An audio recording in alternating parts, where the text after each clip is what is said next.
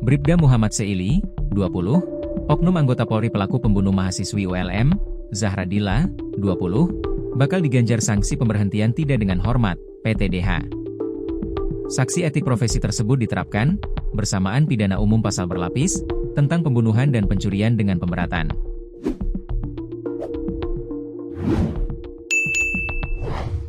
Kini pelaku telah berhasil diamankan oleh petugas, beserta sejumlah barang bukti. Kami pastikan proses hukum terhadap pelaku dilakukan secara transparan, kata Kabid Humas Polda Kalsel, Kombes Pol Adam Arwindi, Jumat, 26 Desember 2025. Namun sebelum ditetapkan sebagai tersangka, personel Satsamapta Polres Banjarbaru berpangkat Bribda tersebut diketahui melakukan sejumlah upaya untuk menutupi perbuatannya. Di hadapan penyidik ia disebutkan membawa dua nama pria, yang turut serta dalam pembunuhan tersebut. Dua orang sempat dikaitkan tersangka ikut terlibat, yakni Zaimul dan Guldam, jelasnya.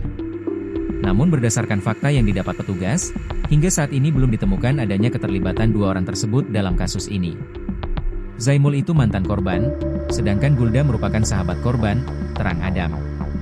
Lebih lanjut Adam juga mengungkapkan, tersangka juga sempat membuat alibi untuk mengaburkan jejak. Caranya yakni dengan memberikan informasi kepada beberapa orang, bahwa korban tidak jadi bertemu dengan pelaku.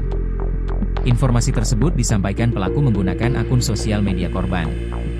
Seolah disampaikan langsung oleh korban, padahal itu alibi pelaku, ungkap Adam. Sebelumnya, geger temuan mayat wanita di dalam got kawasan Jalan Pangeran Hidayatullah, Kelurahan Surgi Mufti, Banjarmasin Utara, Rabu, 24 Desember 2025, pagi. Tepatnya berada di samping jembatan depan gedung program Magister Ilmu Hukum S2 Sti Sultan Adam. Jasad pertama kali ditemukan oleh Normansyah, seorang pekerja Dinas PUPR Kota Banjarmasin, saat hendak melakukan pembersihan got. Samsuni, rekan kerja Normansyah, menceritakan bahwa temannya tersebut terkejut ketika membuka got yang tertutup kayu dan mendapati sesosok mayat perempuan. Awalnya, mayat tersebut dikira boneka. Namun setelah diperhatikan lebih seksama, ternyata jasad seorang perempuan. Dugaan kuat jasad tersebut sengaja dibuang ke dalam got. Pasalnya, penjaga malam yang biasa beraktivitas di sekitar lokasi mengaku tidak melihat hal mencurigakan pada malam sebelumnya. Selain itu, kondisi got yang tertutup kayu menimbulkan tanda tanya tersendiri.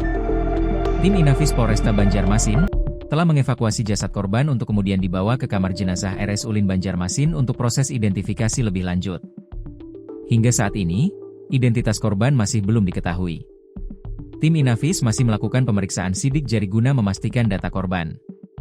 Di tengah temuan ini beredar juga foto wajah korban di media sosial. Adapun ciri fisik korban berambut hitam, lurus dan panjang. Wanita itu berkulit putih serta mengenakan ikat rambut kain bermotif polkadot hitam putih.